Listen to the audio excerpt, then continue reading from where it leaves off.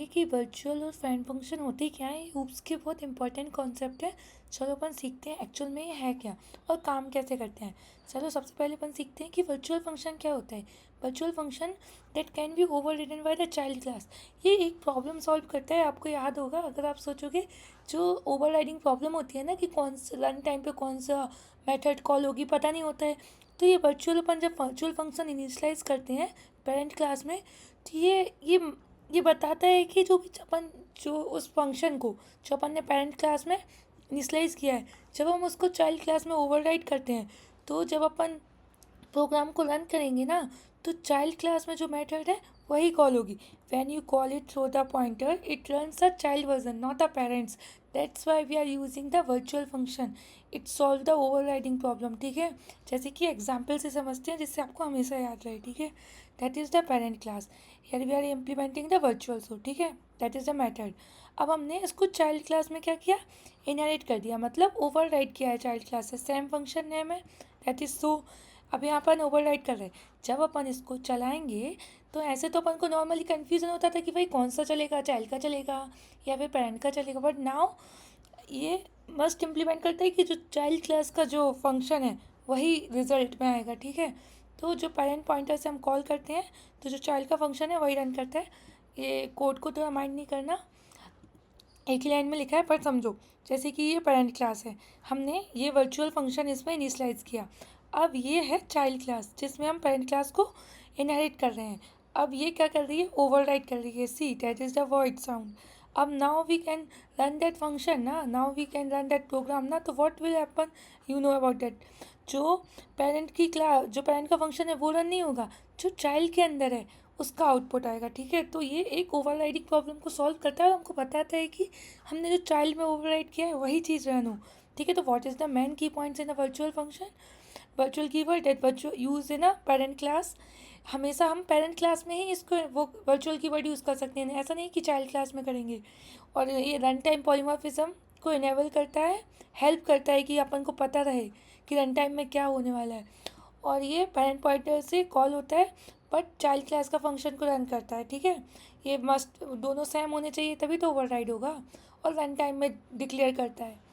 ठीक है, अब प्योर वर्चुअल फंक्शन भी आपने सुना होगा, ये बहुत इंपॉर्टेंट है। वर्चुअल फंक्शन और that is a pure virtual function, दोनों के बीच में एक छोटा सा डिफरेंस है। जो प्योर वर्चुअल फंक्शन है सबसे बड़ी चीज़ तो यही है कि उसमें हमने क्या पढ़ा था कि that can B override, but in a virtual pure virtual function it must be override by the child class। ठीक है, चाइल्ड क्लास को कंपलसरी है कि वो उसको इनहेरिट करे। तो इसमें कोई एक ब्लूप्रिंट रहता है जिसमें कोई इम्प्लीमेंटेशन नहीं होती है।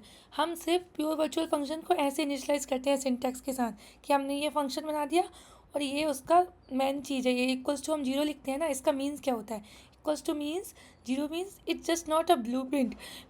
Child class must be implemented, मतलब चाइल्ड क्लास में जो भी वर्क हो रहा है वही रन होगा। ऐसा नहीं है कि तुमने बस जीरो करके छोड़ दिया। अगर आप उसको इनहेरिट नहीं करोगे तो वो एक एब्स्ट्रैक्ट क्लास की तरह वर्क करेगा। तो नॉर्मली तो जो नॉर्मल होता है वो एब्स्ट्रैक्ट क्लास की तरह होता है, उसमें कोई बॉडी नहीं होती है। Child class must be implemented. ठीक है, that is a code. You can may be थोड़ा सा नहीं समझ पाओगे बट मैं दिखाती हूँ कि ये चाइल्ड क्लास है। ये हमने virtual function pure virtual function बनाया। अब इसको ये चाइल्ड क्लास है, ये मस्ट भी इम्प्लीमेंट कर रही है। See that is the child class. और ये एक वॉइड ड्रॉ करके सेम फंक्शन है जो हमने प्योर वर्चुअल फंक्शन में किया। अब ये आउटपुट में क्या आएगा, draw the circle and draw rectangle. ठीक है, इसके की पॉइंट्स क्या है, that is a syntax. No function body in present in a parent class. That present नहीं रहेगी तभी तो हम उसको चाइल्ड क्लास में इनहेरिट कर रहे हैं ना। ठीक है, और can create a object of the abstract class, हम डायरेक्टली क्लास नेम से कॉल कर सकते हैं। दैट इज़ द मैन और used for to create a interface and blueprints. अब हम फ्रेंड फंक्शन के बारे में पढ़ते हैं। फ्रेंड फंक्शन क्या होता है, जस्ट मान लो कि हम दोनों दोस्त हैं। एक एग्जाम्पल के साथ समझते हैं, मैं और तुम दोस्त हो और मैं मेरे घर की चाबी, मैं ऐसे तो मैं किसी को एक्सेस नहीं दूंगी ना, क्योंकि मेरा घर मेरे लिए तो प्राइवेट है, हर किसी को तो ही ना एक्सेस दूंगी। पर तुम मेरे फ्रेंड हो, तुम मेरे स्पेशल फ्रेंड हो, इसलिए मैंने तुमको अपने घर की चाबी की दी। तो अब तुम ही बस उस चीज़ को एक्सेस कर सकती हो जो मेरी प्राइवेट चीज़ें हैं घर में, जैसे कि लॉकर, जो उसकी चाबी सिर्फ तुम्हारे पास है। तो फ्रेंड फंक्शन भी उसी की तरह होता है। It is a non member function, मतलब तुम मेरे घर के मेंबर तो नहीं हो पर मैं फिर भी तुमको चाबी दे रही हूँ ना।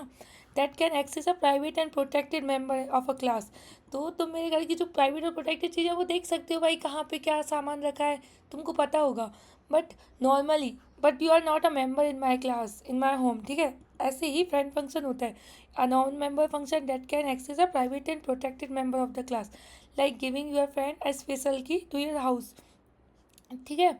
और फ्रेंड कीवर्ड यूज़ होता है फॉर डैट, ठीक है, इनसाइड द क्लास। देन अगर हमने उसको फ्रेंड कीवर्ड से इनिशलाइज कर दिया तो हम उसको आउटसाइड द क्लास में जो भी प्राइवेट और प्रोटेक्टेड होते हैं उसको एक्सेस कर सकते हैं, ठीक है। Not a member but as a VIP access, that is the friend class, that is a class, that is a private data, but you are my friend, you can access my home because I give the permission, so that is the friend and virtual function। अगर समझ आया हो तो comment करके बताना, तो voice को ignore करना।